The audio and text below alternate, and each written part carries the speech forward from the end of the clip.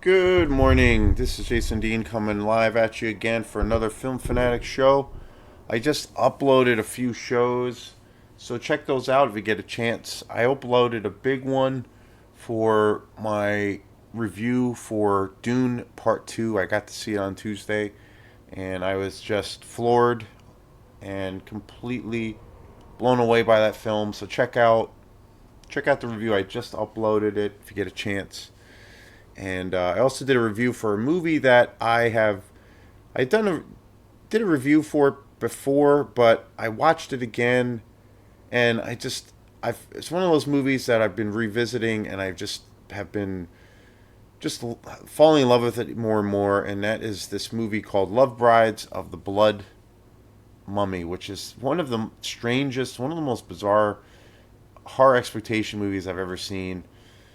Check out that movie. Check out the review. It's a movie that I'm starting to get obsessed with, and I'm loving it more and more each time I see it. And it was something that I bought on a whim, so I put that up, just uploaded that onto the channel. So yeah, some cool movies. I'm always trying to bring variety. So big budget, low budget, it doesn't matter. It's good. It's good. If it moves you, it moves you. Again, my favorite is always going to be the exploitation, kind of the way of things. So today kind of plays in with that theme. Today's show is going to be on Eli Roth's Thanksgiving, which came out Thanksgiving of last year. It's hard to believe. I just came out. I didn't see it in the theater. It was actually playing in theaters close by, which I was surprised because a lot of horror films don't. I don't know. As far as theaters go, local theaters here in Maine, a lot of the times I find they don't really reach a lot of these theaters. So I was excited and surprised that Eli Roth's Thanksgiving was coming up here, but for various reasons I was super bummed I couldn't make it. I couldn't go. I really wanted to see it. I was actually kind of excited by it. The whole thing around the movie Thanksgiving was it was originally a trailer for the whole Grindhouse movie that came out quite a few years ago, and it was basically a collaboration between Robert Rodriguez and Quentin Tarantino. And so it was two movies plus all the trailers, plus a bunch of trailers. And that whole experiment and experience was basically bringing people back to the time of the Grindhouse cinemas, and it perfectly replicated. I was fortunate enough to go to both movies with the trailers and the whole experience. I remember going to the Colonial Theater here in Belfast, which just opened again.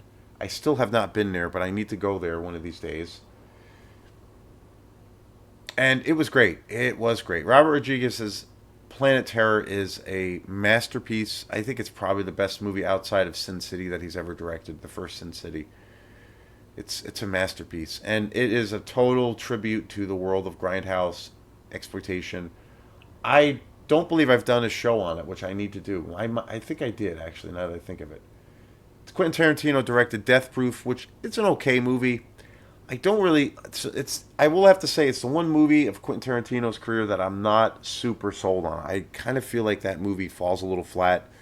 I do need to see it again. I've seen it a couple times and it's okay. But Planet Terror by far is the best one out of the two. That movie's just fucking amazing. But the cool part of this whole thing, again, it was replicating the whole period from like the 70s, late 60s, 70s, and early 80s of the Grindhouse experience, where you go pay for a cheap ticket, and you basically spend the entire day or the entire night at the cinema, and you see all of these trashy exploitation movies.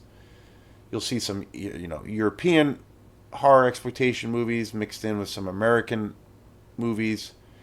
You might see a double whammo of horror exploitation, or you might have like a sex exploitation movie, some weird crime exploitation movie, a nun exploitation movie, what have you. But typically there were all these. There were.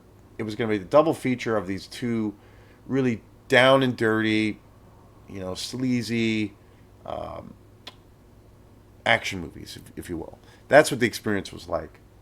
And the trailers was always a big part of it because it was the world of exploitation. So that was what they sold the movie on, how to market it, how to market it. Herschel Gordon Lewis, for instance, one of the greatest directors in the exploitation world. That's what he was. He was kind of an ad man originally. So it was all about that campaign and getting people in the seats. And they showed during this whole experience, they showed a series of trailers, and one of them, these make believe or fake trailers. One of them was for Eli Roth's Thanksgiving, and it was just spectacular. Low down, dirty, nasty, and it was a slasher movie. It was all, for all intents and purposes, you could tell it was a slasher movie, and it just looked incredible. And then there was also another trailer that I remember for Machete, which Robert Rodriguez turned into a film, which is actually pretty good. I would like to see it again. Actually, pretty good movie. It's been forever since I've seen it,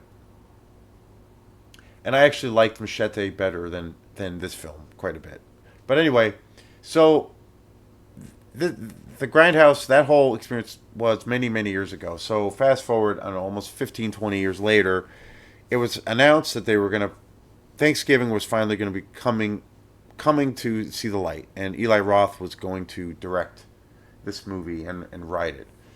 Eli Roth, again, I like Eli Roth quite a bit. I think I love my favorite thing to do around Eli Roth is to I love listening him. I love listening to him talk about horror and all things horror. He is a very very well informed, super educated, very knowledgeable about all things horror, especially in the exploitation world.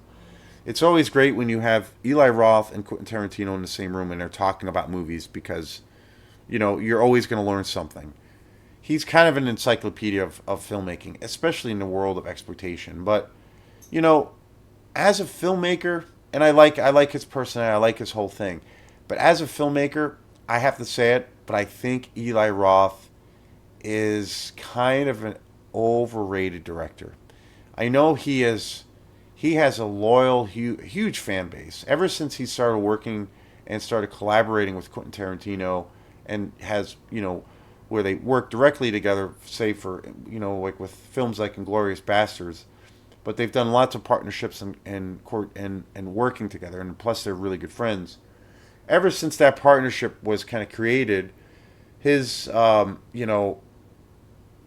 especially around when I think he produced, I believe he distributed and was involved in the distribution, might have even produced, but was very much involved with Hostel, which was a huge movie for Eli Roth.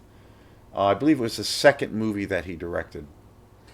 But ever since it became a thing of their relationship, and especially when Eli Roth directed Hostel, it kind of catapulted his career into stardom, and especially in the world of horror, he's very much well respected.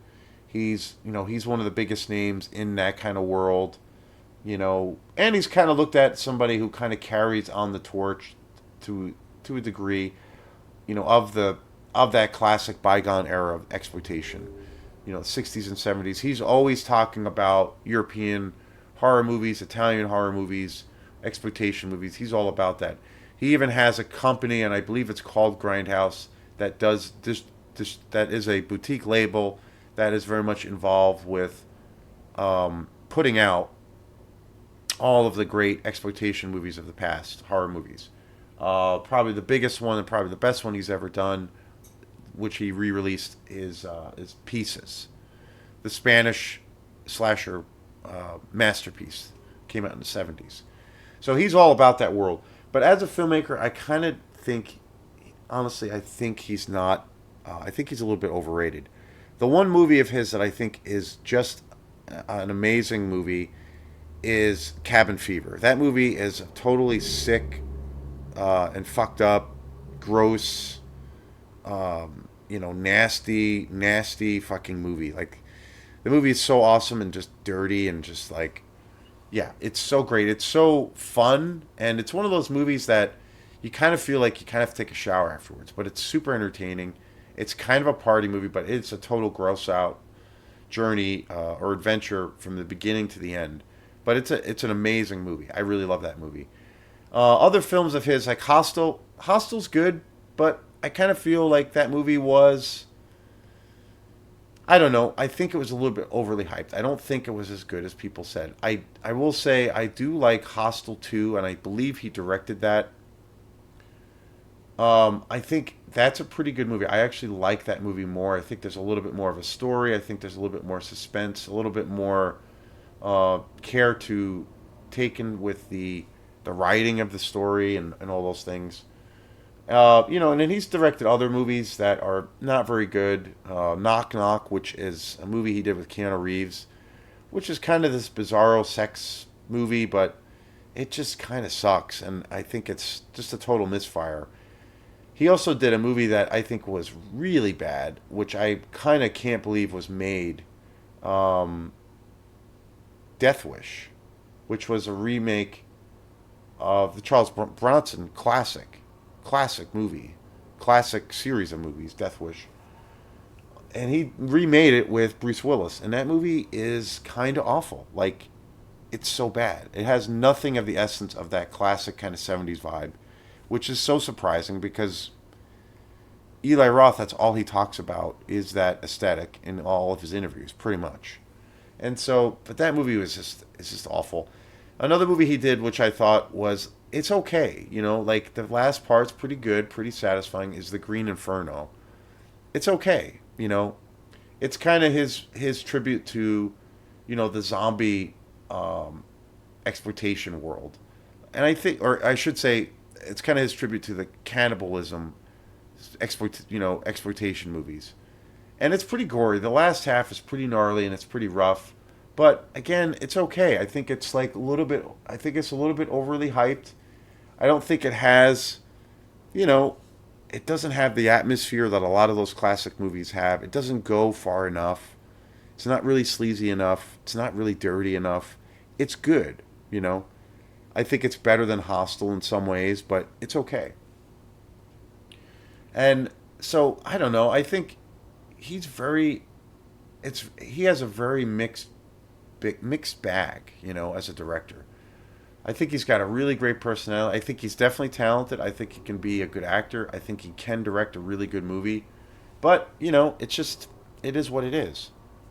But I just generally think it's a real mixed bag. And I honestly think he's directed quite a few movies now. He's been around for quite a few years.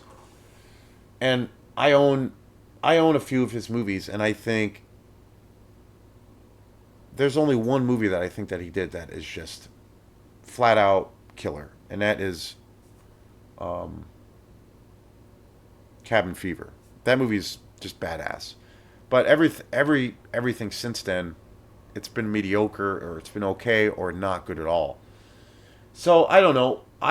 So with Thanksgiving, I was excited, but then I was like, well, you know, I do like Eli Roth, and more of his personality or him as a person and as being someone who's very knowledgeable of my favorite genre. But outside of that and Cabin Fever, it's really mixed. And so I was excited to see this movie, but then I had a lot of reservations. And I didn't see it in the theater, and I watched it last night. And I will say, at face value, it's pretty good. It's entertaining. Okay, I will get through the things. Talk about the things I really like about the movie. It is a um, you know totally straightforward slasher film. It's definitely a slasher film. Slasher films is my favorite genre of all time. Definitely a slasher movie. It does have some really creative kills. It's pretty gnarly. It's pretty gory. It's pretty sick. The the acting is pretty solid, pretty good. You know, I cared for the most part about the characters. I think there's a pretty cool level of suspense in the movie at times. And I think, again, I think some of the killers or the kills in the movie are actually there's a few kills in the movie that I think are just awesome and pretty inventive, you know. Um, but that's kind of it. I don't think the movie is very memorable. I don't think the movie is does any justice for the genre. Not that he has to do anything that's like groundbreaking, but it just feels like it doesn't take that genre into any new places or territory. The story for and I like the killer, John Carver, who is like the slasher killer in the movie. I like his mask. I like his methods of killing. He's kind of a cool character. I like his design. It's actually pretty cool. But the story itself, I really think the story itself could have been written by a 5 year old. It's so fucking generic and straightforward that it's so unpredictable. The ending, the big plot reveal of when you find out who the killer was, there was like 2 or 3 seconds where I was like, okay, that's kind of cool. And then I was like, no, that's pretty lame. That's kind of lame. That's super, like, that's as ham handed as you can get. And I felt like it was like taking the easy way out, taking the easy way out, like just doing this generic thing because it's easy. I don't know. It was, and so I did not. That's at that point I was. There were points in the movie where I was like, okay, I'm digging this. This is fun. But especially when it got to the ending, and I was like, okay, I liked it, but then I'm like, no, that sucks. That's really a real cheap way to kind of end this movie. I didn't really like the ending. Um, the other thing I don't like about the movie is that it has no aspects from the trailer. It literally does. And I know I've seen interviews with Eli Roth, and he was like saying on purpose he did not want to make it in that vein as the trailer because he wanted to try to, do something new and push it forward, you know, in a modern light. And I get it. He was very aware of and conscious of how he wanted to do the movie. But I simply think it was a bad call. I think that this movie needed to have way more grittiness. This movie, the trailer is the trailer for Thanksgiving. The original trailer is fucking amazing. Like, it's literally 10 times better than the movie. It really is. And I get the difference in mindset in trying to make two different kinds of things and wanting to do something different with it. I get it. And there are aspects of the trailer, well, people say there is in the movie, but I have to say there's none. I didn't see any. There's no. This movie has like zero sleaze. I wish this movie was really sleazy. The trailer is pretty dirty and nasty and super gory. I wish this movie was dirty. I wish this movie was raw. I wish it had some boobs, some like sex, some like, just inappropriate sex. I wish there were some characters in the movie that were just like kind of scumbags. I wish it had a little bit more. I wish the film was a little bit more humorous. It's a little funny, but it's actually kind of serious. This movie is actually more serious than I thought. I wish it had more of a sense of humor. I wish it was. I wish it was dirtier. I wish it was like sleazier. And some of the kills in the film are really good, but I wanted more. I wanted more. I don't think this film has any atmosphere whatsoever, which is a classic thing of what makes those grindhouse movies so classic is the atmosphere. It doesn't have any of that. And people are saying, I've seen people say that, rightfully so, criticizing this movie, saying that, well, it's too straightforward. It's just your run of the mill slasher movie.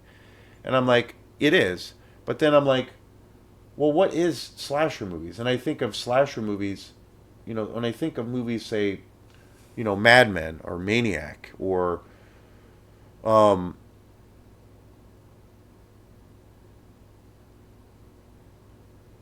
the Toolbox Murders, the original.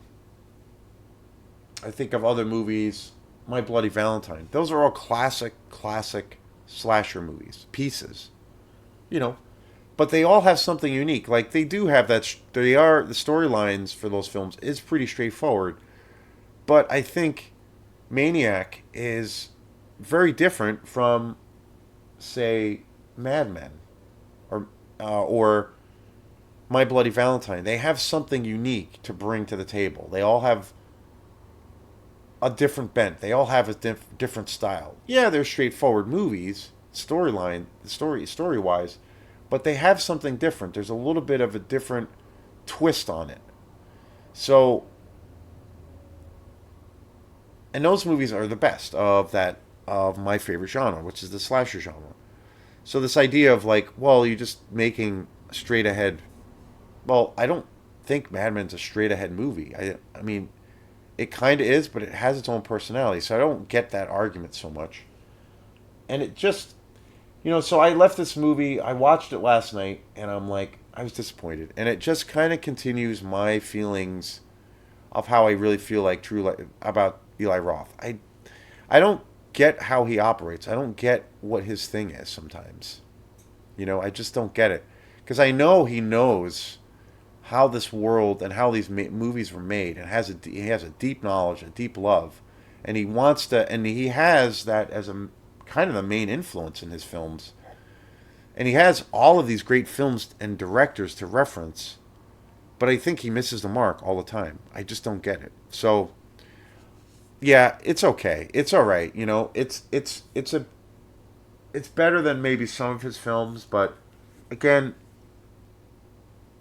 it totally was underwhelming. I see this movie being hyped up a lot, and I just don't get it. But yeah, I was kind of disappointing with Thanksgiving. But anyway, that's what it is. So we'll see you next time. Peace.